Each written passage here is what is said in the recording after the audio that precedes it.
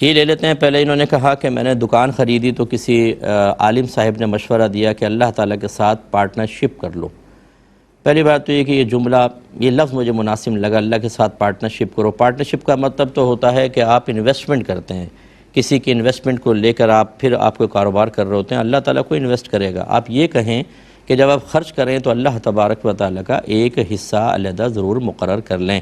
یہ ضرور کا مطلب کوئی فرض یا واجب نہیں ہو جائے گا، لیکن اچھا ہے، یہ مشورہ بہرحال ٹھیک تھا، لفظ مجھے تھوڑا سا مناسب نہیں لگا۔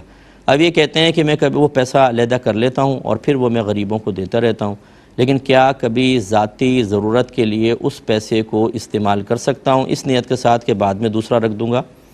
تو جی بالکل آپ کر سکتے ہیں۔ یہ اچھی طرح یاد رکھیں، جب تک وہ پیسہ آپ کی ملکیت سے نکل کر کسی اور فقیر کی ملکیت میں نہیں جاتا یا مسجد وغیرہ میں آپ نہیں دے دیتے یا خرچ نہیں کر دیتے، تب تک وہ آپ کا ہے۔ آپ پر یہ کوئی اس کو خرچ کرنا فرض یا واجب بھی نہیں ہے، یہ کوئی زکوٰۃ نہیں، یہ تو نفلی صدقہ ہے۔ اگر آپ نے رکھا ہوا ہے، نیت کی ہے میں اس کو اللہ کی راہ میں دوں گا، آپ نہ بھی دیں، خود خرچ کر لیں پورا، کوئی گناہ نہیں ہے، لیکن دیتے ہیں تو بہت اچھی بات ہے۔ اس کا مطلب یہ ہوا کہ آپ بوقت ضرورت اس کیش کو یوز کر سکتے ہیں، پھر بعد میں اتنا ڈال دیں، اس میں کوئی گناہ وغیرہ کوئی حرج نہیں ہے۔ ایک انہوں نے کہا کہ میں کس کو دوں، بھائیوں کو دوں، غریبوں کو، رشتہ داروں کو دوں، محلے میں بانٹوں، راشن ڈلواؤں یا مسجد میں خرچ کروں، کیا کروں؟ دیکھیں یہ تمام جگہیں بہت اچھی ہیں۔ سب سے پہلے تو آپ یہ دیکھیں کہ آپ کے قریبی رشتہ داروں میں سفید پوش کون ہے۔ سفید پوش، ویسے تو سفید پوش کا مطلب سفید کپڑے پہننے والا، لیکن ہمارے یہاں سفید پوش اسے کہتے ہیں کہ جو غریب ہے، تنگ دست ہے، اسے گزارا بڑی مشکل سے ہوتا ہے، لیکن خاندانی غیرت یا اس کی خودداری اسے کسی کے سامنے ہاتھ پھیلانے سے روک رہی ہوتی ہے۔ ایسا آدمی مشقتیں، تکلیفیں اور ذہنی دباؤ اور صدمات برداشت کرتا رہتا ہے، لیکن کسی سے مانگتا نہیں ہے۔ ہمیں چاہیے ایسے لوگوں کو ذہنی دباؤ سے فارغ کریں۔ یہ پیشہ ور فقیروں کو جو آپ دیتے ہیں نا، کتنی اچھی نیت سے دیں، اپنے لیے آپ آخرت کا وبال جمع کر رہے ہیں، تو آپ آخرت میں بھگتیں گے کہ جب ہم تو اچھی نیت سے دے رہے ہیں، تو اچھی نیت سے گنے بھی دے دیں تاکہ موبائل چھینیں، اچھی نیت سے کسی کو جوا کھیلنے کے لیے پیسہ دے دیں معاذ اللہ، یہ بھی بالکل جوا، اور جیسے کسی کو کڈنیپ کر لیں، ایسے ہی یہ پیشہ ور فقیروں کا پیشہ ہے، ان کو دینا گناہ ہوتا ہے۔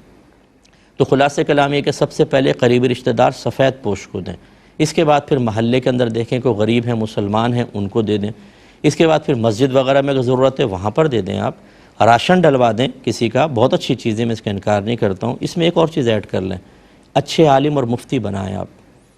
ایک اچھا اسکالر، ایک اچھا عالم، ایک اچھی اصلاح کرنے والا لاکھوں لوگوں کو کرائم سے روکتا ہے، آپ کو پتہ ہے؟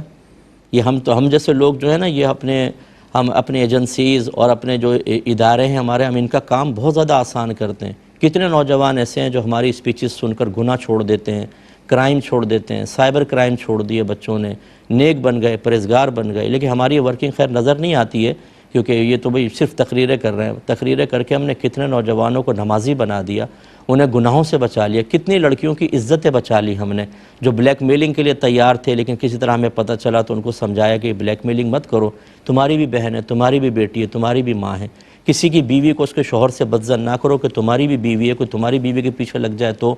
کتنے لوگ گناہ چھوڑتے ہیں۔ میں اگر تفصیل بیان کرنے پہ آ جاؤں میری 30 سالہ زندگی کے اندر، تو ایک کتابیں جلدوں والی بن جائے، اسی طرح اور دیگر علماء کام کر رہے ہیں۔ تو خلاصہ کلام یہ ہے کہ ایسے علماء جو کہ دوسروں کو عالم مفتی بنائیں، لوگوں کے مسائل بیان کریں۔ ہمارے پاس بعض لوگ یقین کریں، ابھی ایک بہن کے اس طرح کے اتنے میسیج آتے ہیں، مجھ سے میں خودکشی کرنے کے لیے تیار ہوں، میں اتنی پریشان ہوں۔